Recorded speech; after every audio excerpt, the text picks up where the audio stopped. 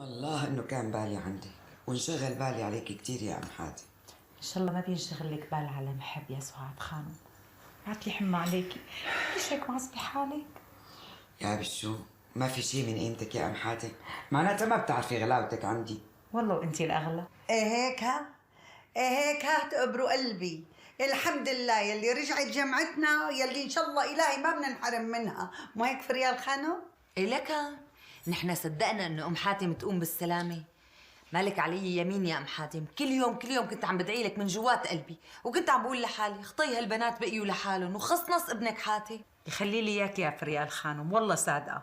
ايه والله قعدتنا بلاكي ما بتسوى شيء يا ام حاتم. يلا خلصينا بقى صحي وخلينا نرجع مثل الاول لقعداتنا وحكياتنا. شوفوا يا حبيباتي، لا تنسوا بالقعدات الحلوه الفواكه والحلويات.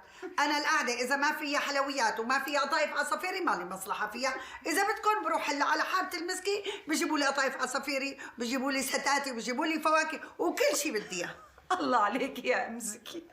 لك اختي انت بس امري، والله نحن كل طلباتك بتلاقيها جاهزه. لك تقبري قلبي، ان شاء الله الهي ما بيأمر عليكي ظالم.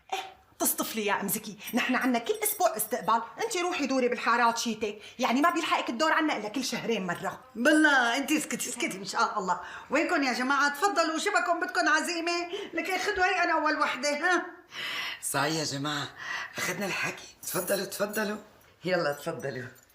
ايه فريال خانم، ما طمنتينا، شو اخبارك واخبار ابن عمك مأمون بيك؟ شو قصدك ام بشير؟ انا اخباري منيحه، بس شو بدك من اخبار ابن عمي يعني؟ ايه طولي بالك، عم نطمن عليكي. إيه لا تشكلي قاسي، اطمني، ما في شيء، انا وابن عمي مثل السمنه على العسل. شو بكن يا جماعه؟ تفضلوا. يبعت لي 100 حمى على هالنسوه. صحيح اللي سمعته سعاد خانم؟ شو سمعتي يا ام بشير؟ انه ابن عمك ابو عصام لساته عايش. يا عيني ايش هو الخبريه، والله مثل الكذب، معقول بعد كل هالوقت يطلع ابو عصام عايش ومحبوس؟ والله فوزيه احسن ما تحكي هيك، ادعي له الله يفرجها عليه. ليش ما بتخلوا حدا من اهل الحاره يحكي مع ابن عمي؟ بركي بيتدخلوا بيطالعوا من الحبس. ليش ابن عمك مأمون بيك بيحسن يطالعوا من الحبس؟ ليش ابن عمي مأمون بيك مو جاب العفو لرجال الحاره اللي ما كانوا محكومين اعدامهم من بيناتهم ابنك بشير؟ ولا يا ام بشير الكبر عبر وصايره عم تنسي؟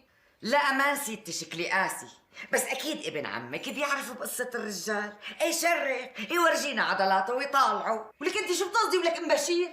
ما تكوني عم تتملسي على ابن عمي كبير حاره الضبع. اهدوا يا جماعه، اهدوا وروقوا شوي واتركوا شغل الرجال لرجال. لك والله يلي بيقدر يساعد ابو عصام اكيد ما رح يقصر. يا عيني عليكي يا ام حاتم، ان شاء الله بيسلم هالتم. مختار، بدي اياك تأمن لي مأوى لهم كم يوم، لأنه صارت معي مشكلة وأنا عندهم.